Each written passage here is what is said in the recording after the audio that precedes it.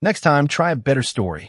Victoria Halston's laugh followed Ethan Walker toward the glass doors as two security officers escorted him from the lobby of Halston Dynamics. And not one person watching understood that the man being thrown out held the future of their largest deal inside a sealed black envelope. Ethan did not argue. He did not raise his voice. He simply adjusted the faded brown work jacket over his 42-year-old shoulders and checked the old silver watch on his wrist. 11:12 a.m. His son Caleb finished school at 3:05, and Ethan had promised they would stop for burgers before baseball practice. Some promises mattered more than boardrooms. "Mr. Walker," one security officer said quietly, "we need you outside the building." "I understand." Victoria stood near the marble reception desk in a tailored navy suit, surrounded by executives who had watched the confrontation unfold. "And make sure his visitor access is flagged," she added. Ethan stopped near the doors and looked back. "Just tell Mr. Whitmore I waited." Victoria smiled again. "The chairman doesn't take unscheduled meetings with strangers." "It was scheduled. According to you. According to Robert." The use of a chairman's first name changed her expression. "You really expect me to believe Robert Whitmore personally invited you here?"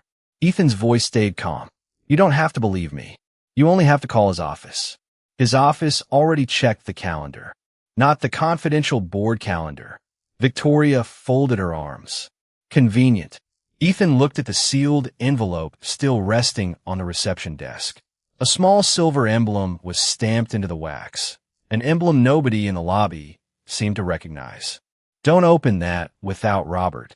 Victoria glanced at it. "What is it?" "Something he asked me to bring." "Another part of your story?" Ethan could have answered differently. He could have named Atlas Corps. He could have mentioned the patents buried behind private trusts, the engineering architecture that 3 corporations had spent years trying to license, or the reason Robert Whitmore had personally called him 6 nights earlier. Instead, Ethan remained quiet. He had learned something during the 3 years since his wife, Emily, died.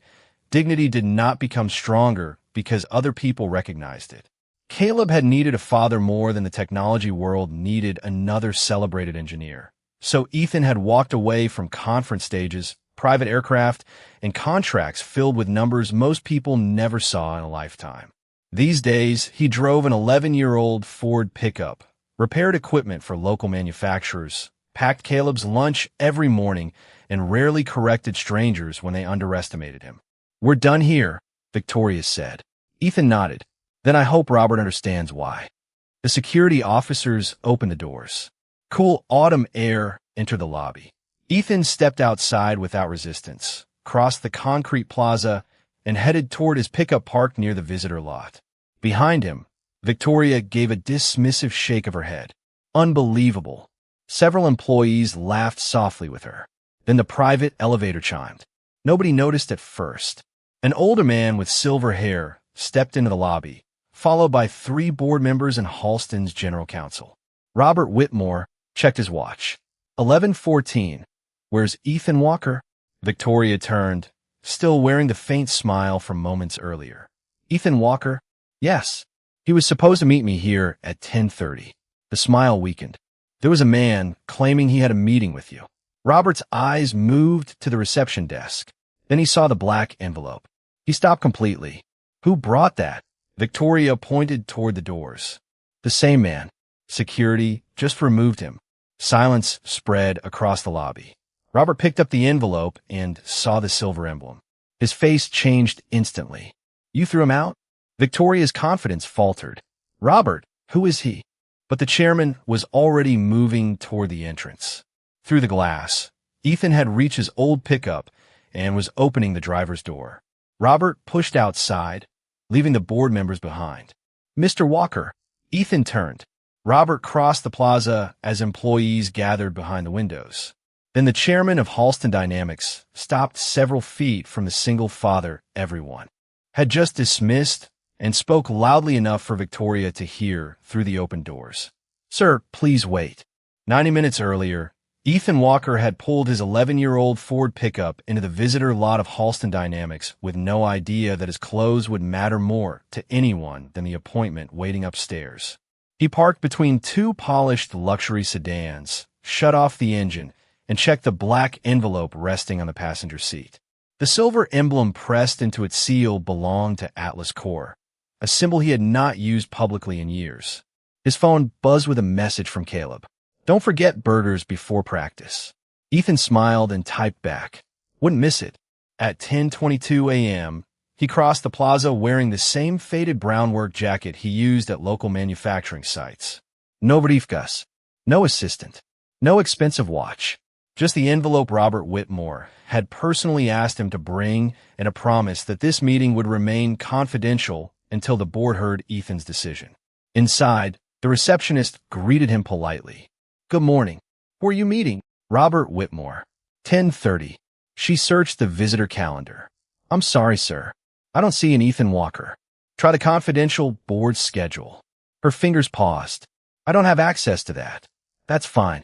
Call Robert's office and tell them Ethan is downstairs." The receptionist looked uncertain when he used the chairman's first name. "Do you have confirmation?" Ethan showed her an email containing a meeting code rather than Robert's name. She entered the code, but the screen returned restricted appointment. "I'll contact executive administration." Ethan nodded and stepped aside.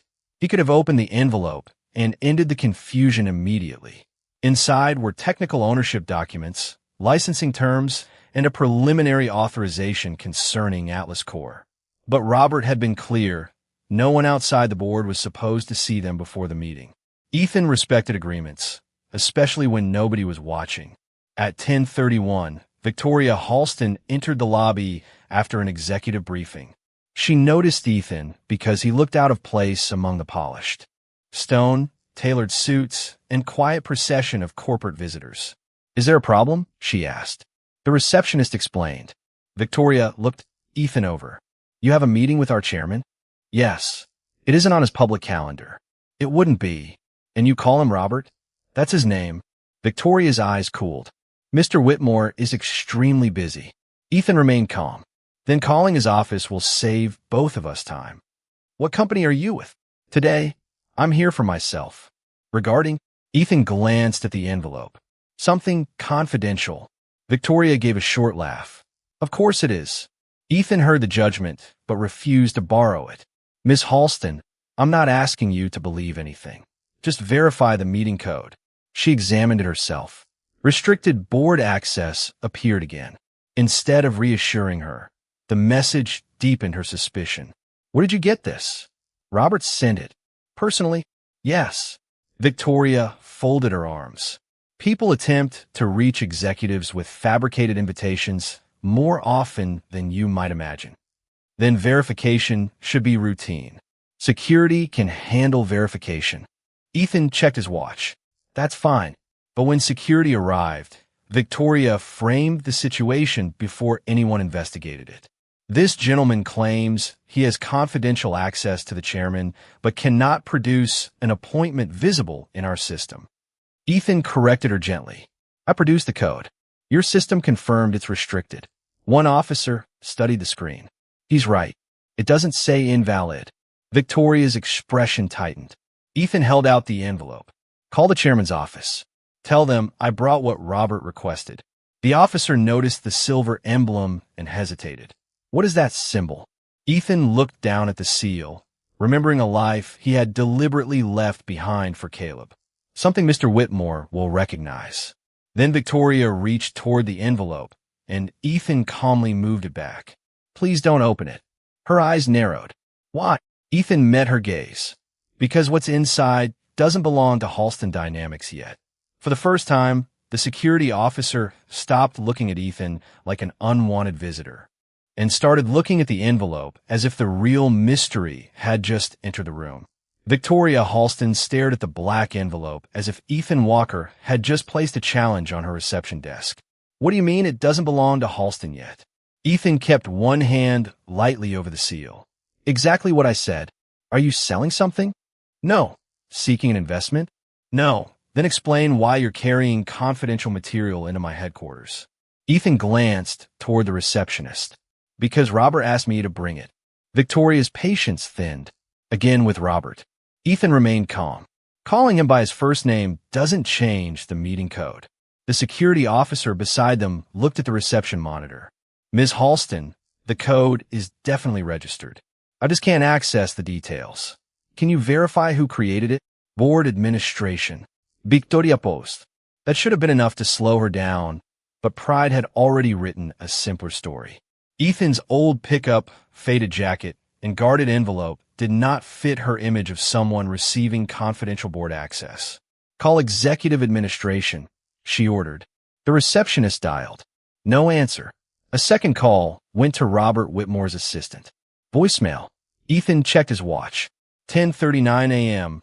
Robert may still be in the off-site board briefing. Victoria looked at him. And how would you know that? Because he told me. When? Sunday night. The chairman called you at home on Sunday? Yes. Victoria gave a small, skeptical laugh. Ethan did not react. Years earlier, laughter like that might have provoked him into proving himself. Then Emily became ill, and life taught him the difference between importance and appearance. After losing her, he had promised Caleb something simple. He would never again spend his best hours chasing validation from rooms full of powerful people. Mr. Walker, the security officer, said, "Do you have identification?" Ethan handed over his driver's license. The officer entered his name. No corporate record appeared. No vendor profile. No executive visitor history. Nothing, Victoria said. Ethan took back his license. You searched Halston's database. Obviously, I don't work for Halston. Then what company employs you? Walker Industrial Services. The receptionist searched it. A small local engineering and equipment repair business appeared, employing fewer than 20 people. Victoria looked at the screen, then at Ethan. You run a repair shop? Among other things. And I'm supposed to believe Robert Whitmore personally invited you to a confidential board meeting? Ethan's eyes remained steady.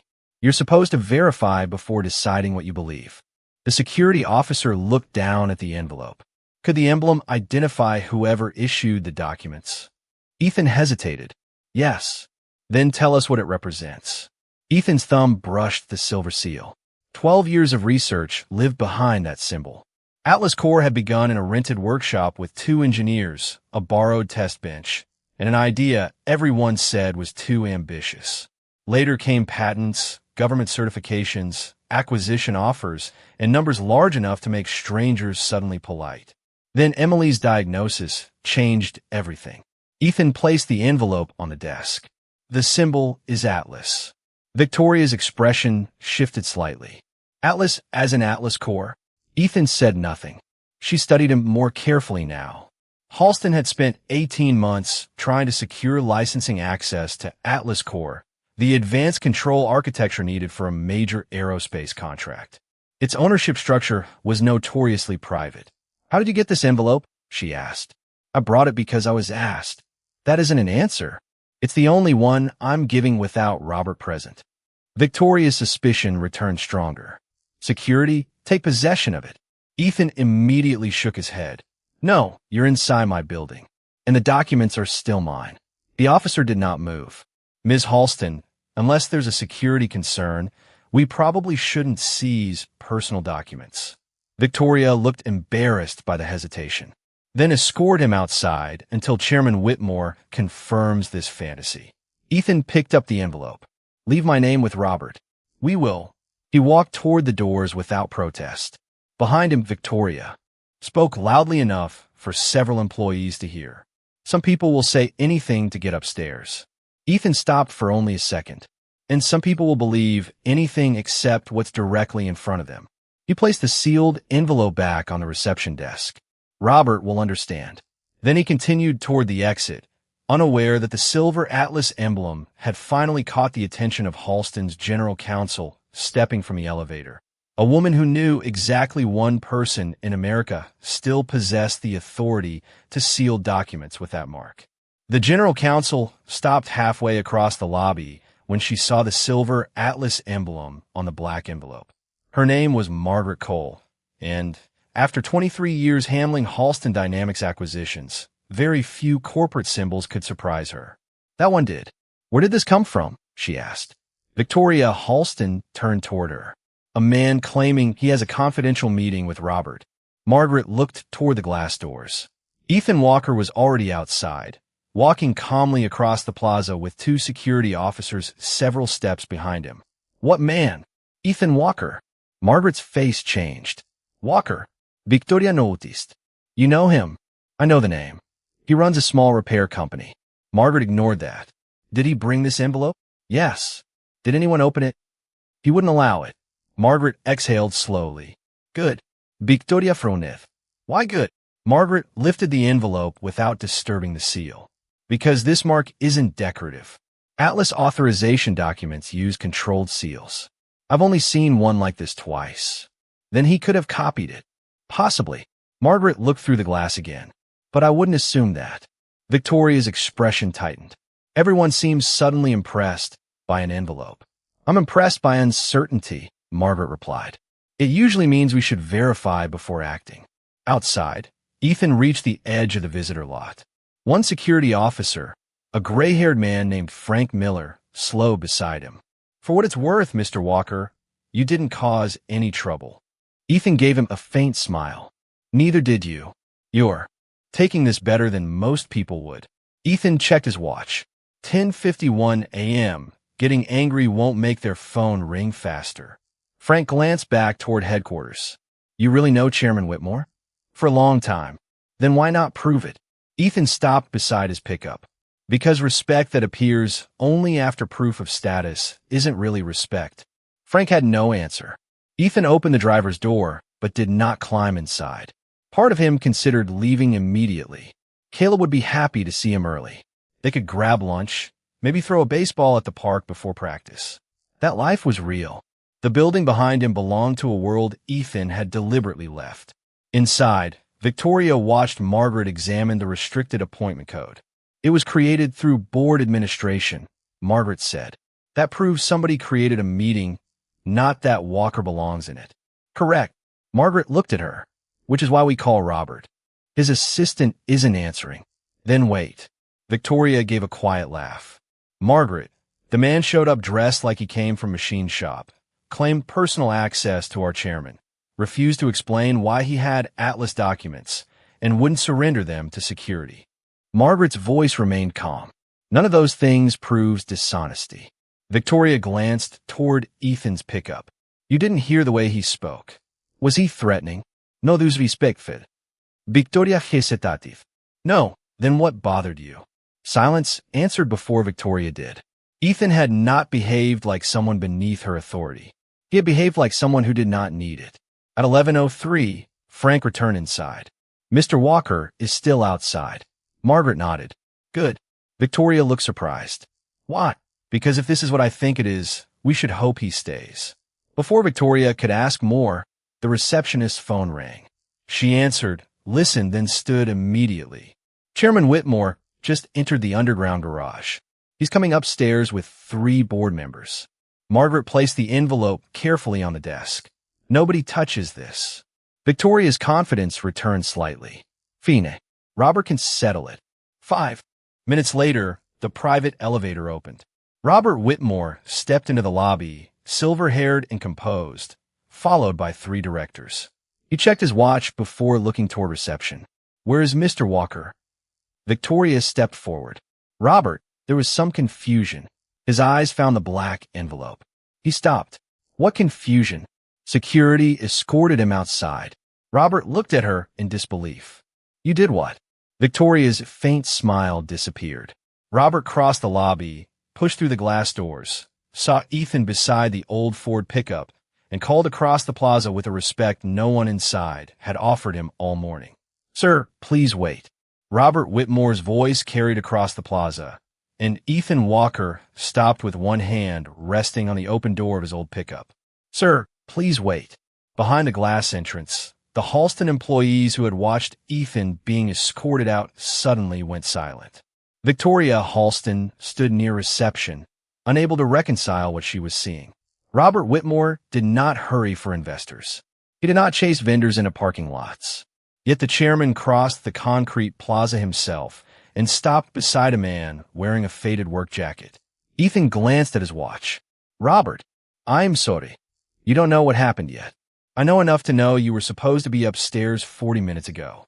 Ethan looked toward the lobby. There was some confusion. Robert followed his gaze and saw Victoria watching them. Apparently. Don't make a scene. Ethan, my company just escorted you out of a meeting I personally arranged. Then fix the process, not the people in public. Robert studied him for a moment. You haven't changed. Ethan gave a faint smile. Caleb might disagree. Robert's expression softened. How is he? 11, hungry all the time, convinced he'll play shortstop in the majors. And you still have to pick him up? 3:05. Then I won't waste another minute. Robert turned toward the building. Please come inside. Ethan hesitated. The envelope is still there, on the reception desk, unopened. Robert looked through the doors toward Margaret Cole. She nodded from inside. Unopened. Ethan closed the truck door and followed him back across the plaza. The two security officers moved aside immediately. Frank Miller looked almost relieved. Mr. Walker. Ethan nodded. Frank. No anger. No demand for an apology. That quiet dignity somehow made Victoria feel smaller than any public rebuke could have. When Ethan entered the lobby, Robert addressed the receptionist first. Mr. Walker has unrestricted board access whenever he is here at my invitation. Then he looked at Victoria. My office sent a confidential appointment code. I saw it, Victoria said. Then why was he removed? His identity couldn't be verified through our corporate database. Ethan spoke before Robert could respond. Because I'm not in your corporate database. Victoria looked at him. You also refused to explain the Atlas documents. They weren't yours to inspect. Robert walked to the reception desk and carefully lifted the envelope. He was right. Victoria's face tightened. Robert, who exactly is he? The chairman looked at Ethan, silently asking permission. Ethan gave a small nod. Robert placed the envelope between them. For 18 months, Halston Dynamics has been trying to secure access to Atlas Core. Victoria knew the numbers immediately. Without Atlas, Halston's largest aerospace modernization proposal would lose its most valuable control architecture. Competitors had already offered enormous licensing packages, yet negotiations had gone nowhere because nobody seemed able to identify the person with final authority. What does that have to do with him, she asked.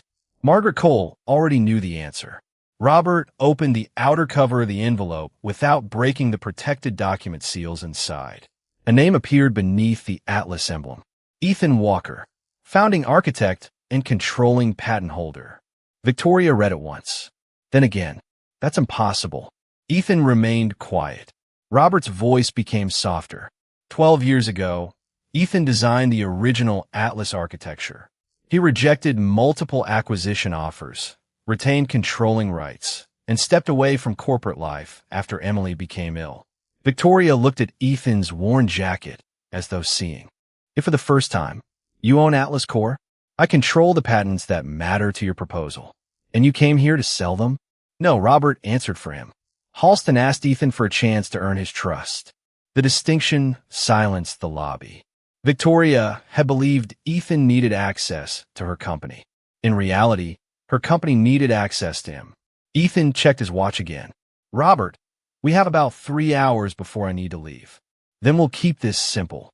Victoria stepped forward. Mr. Walker, I owe you an apology. Ethan looked at her calmly. Maybe, but first understand something. The room became quiet. If finding out what I own is the reason you respect me now, then nothing important has changed.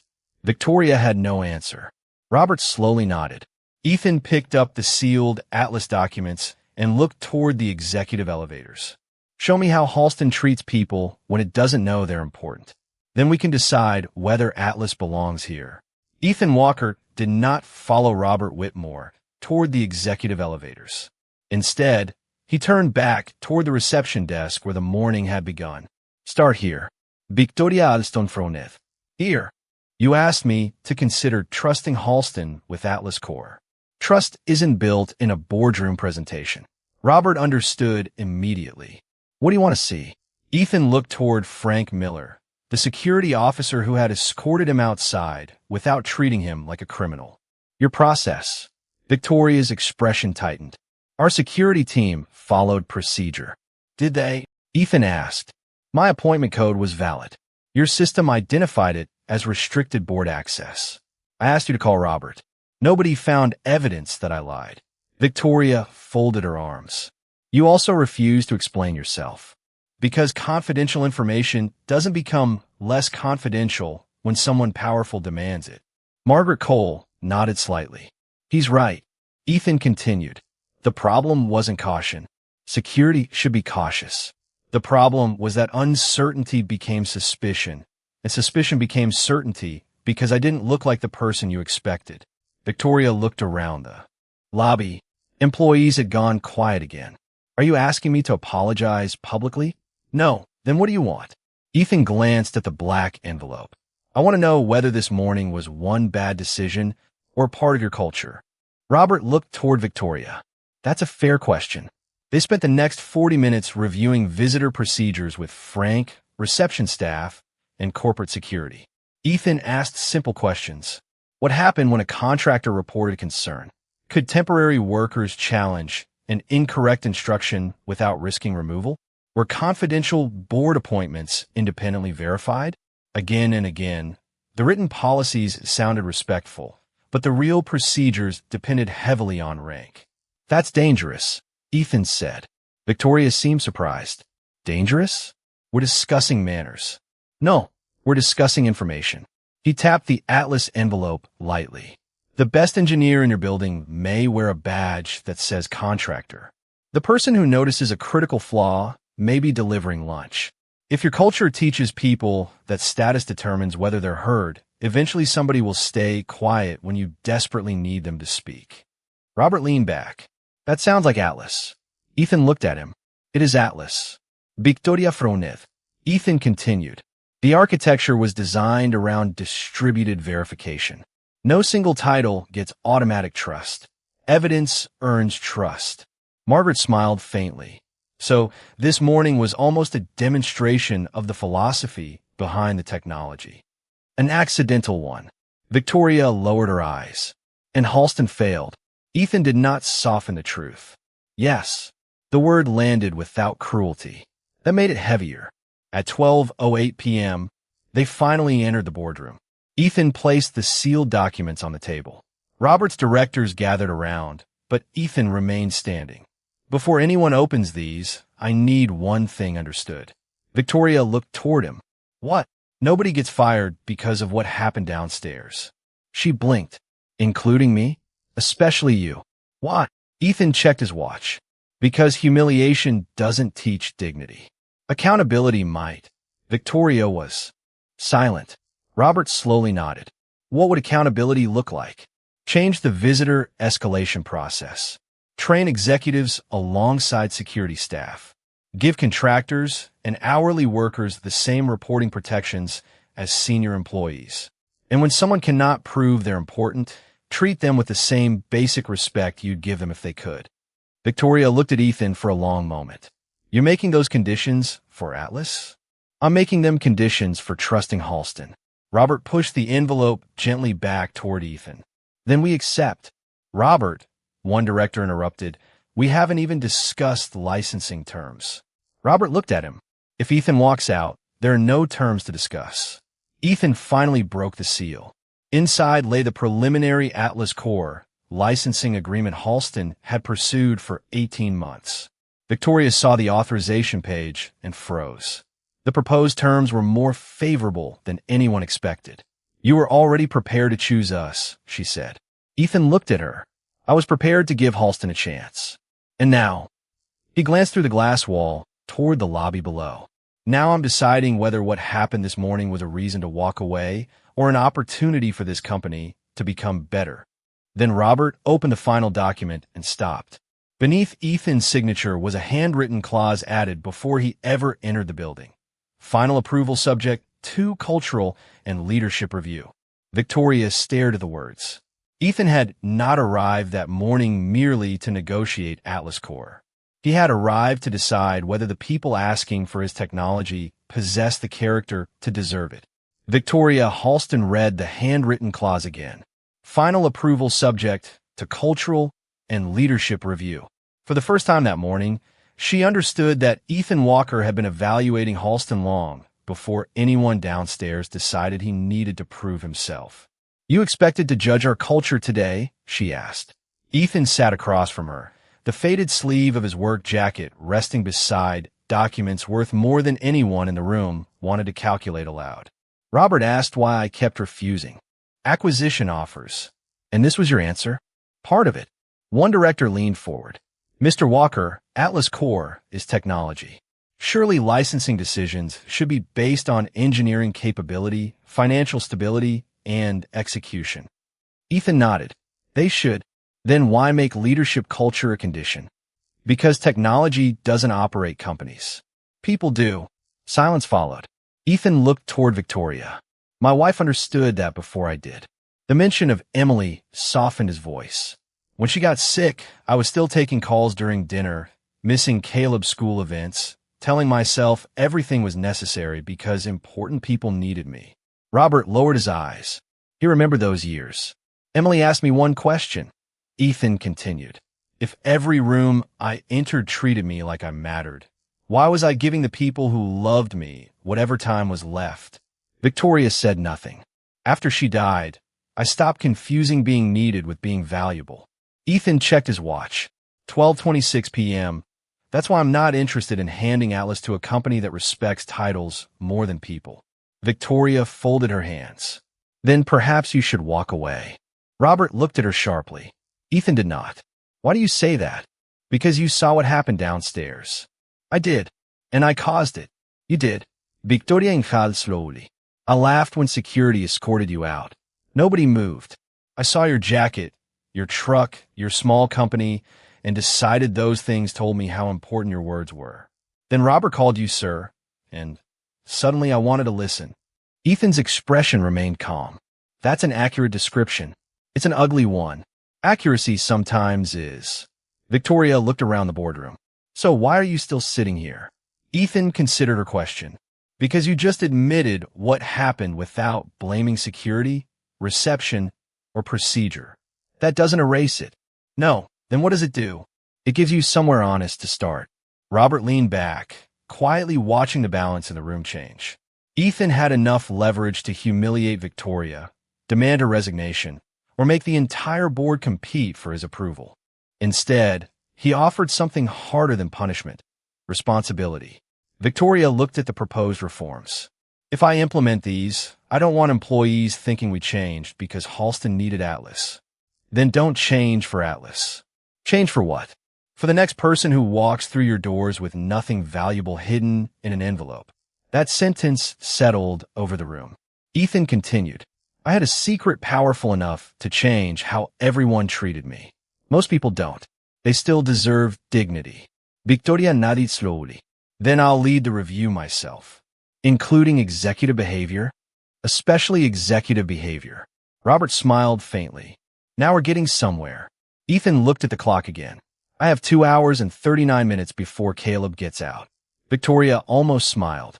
"You really are leaving for school pickup in the middle of a deal this large?" "There will always be another deal." "And Caleb?" Ethan's face softened. "He'll only be 11 once." Robert reached for the Atlas agreement. "Then we should finish before 2:30. Ethan stopped him. "Not yet." He turned to the final page and drew a line beneath the approval clause. "I'm giving Halston 60 days. Victoria frowned. "For what?" "Show me the changes are real. Not a press release. Not a memo. Real behavior." "And after 60 days?" Ethan looked directly at her. "If Halston proves respect here doesn't depend on who someone turns out to be, I sign final Atlas authorization." Robert slowly closed the agreement. Victoria looked through the glass toward the lobby where she had laughed less than 2 hours earlier.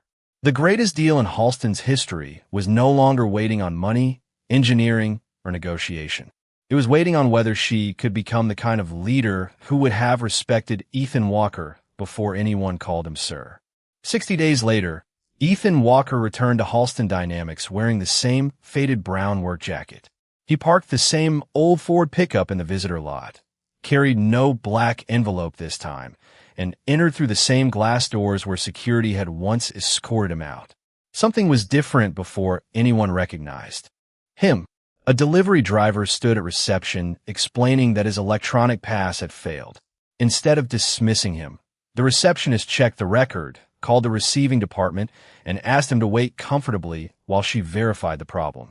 Nearby, a temporary maintenance worker approached Frank Miller with a concern about an unsecured equipment room. Frank listened, wrote down every detail, and thanked him. Ethan watched quietly. No cameras. No executives supervising. No performance stage for his arrival. Just ordinary people receiving ordinary respect. Mr. Walker. Ethan turned.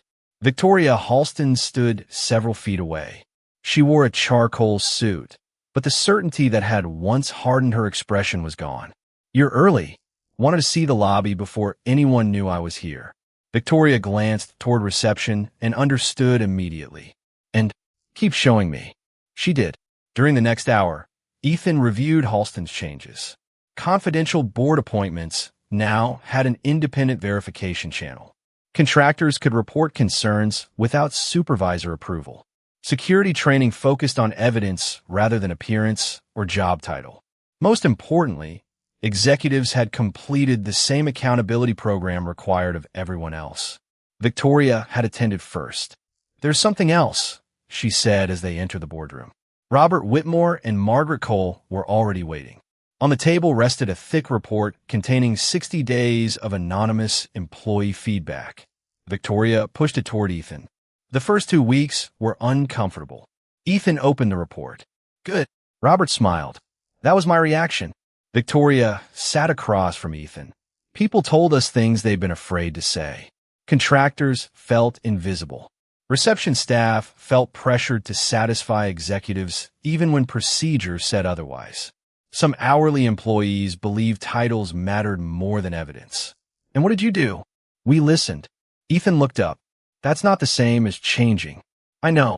Victoria showed him the documented corrections, promotion reviews, reporting protections, and revised escalation standards.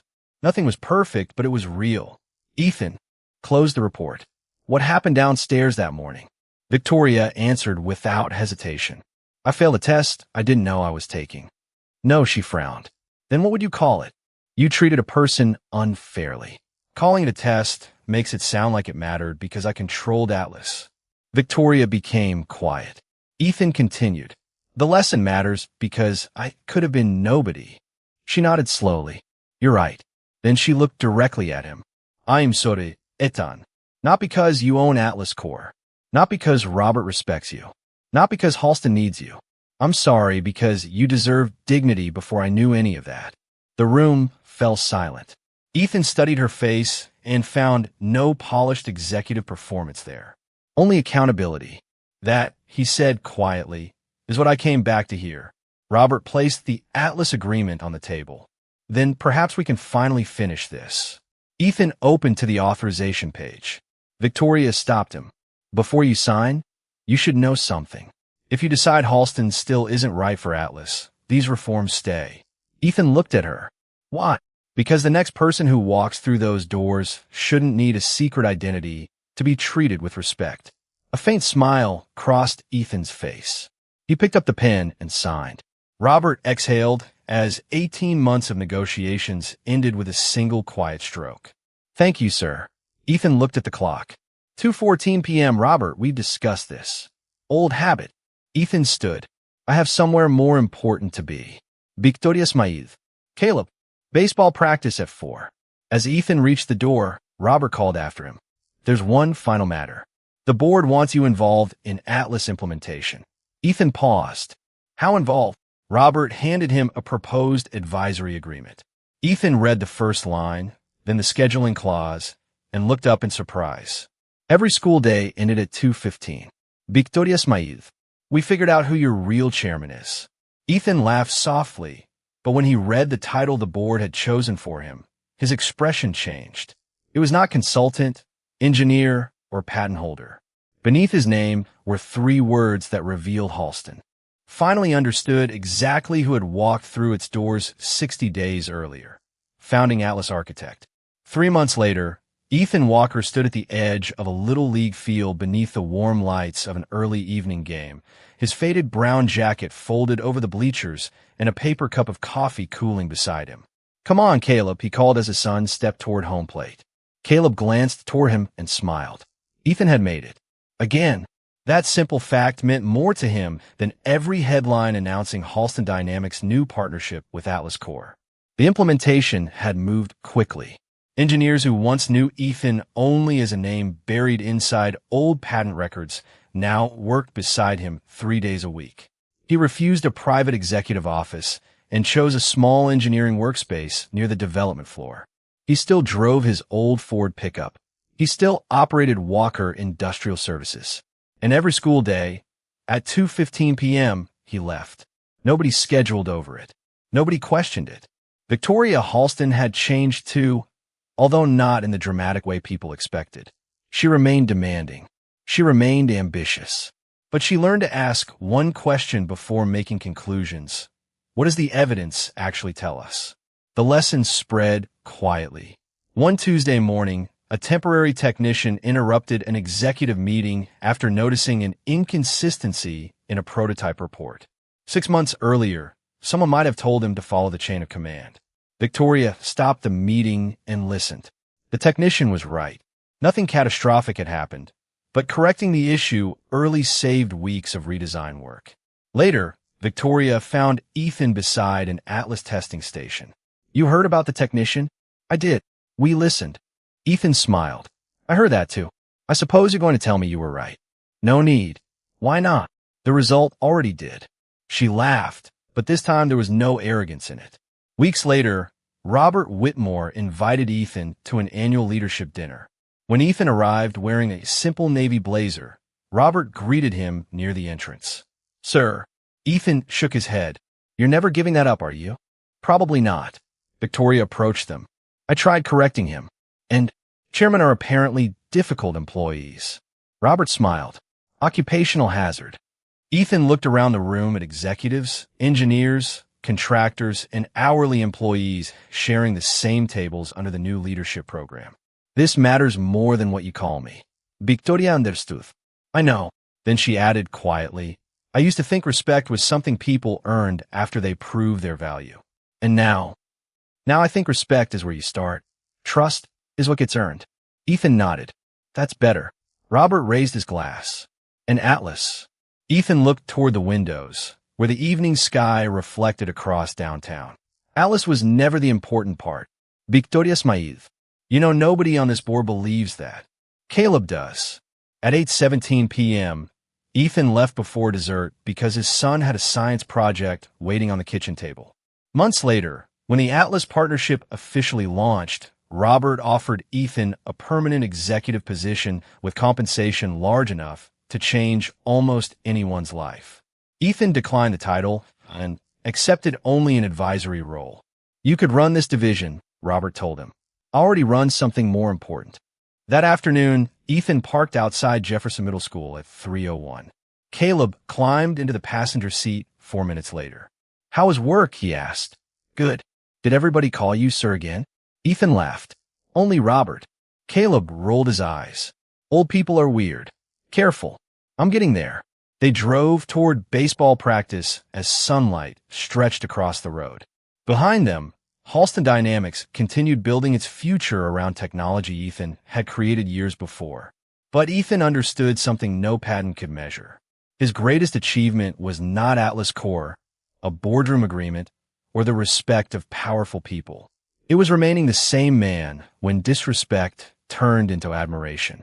It was choosing grace when revenge would have been easy, giving Victoria a second chance instead of humiliation, and teaching an entire company that dignity should never depend on discovering someone's hidden importance. Robert had called him sir because he knew who Ethan was. The real victory came when everyone else learned to show respect before knowing who anyone was.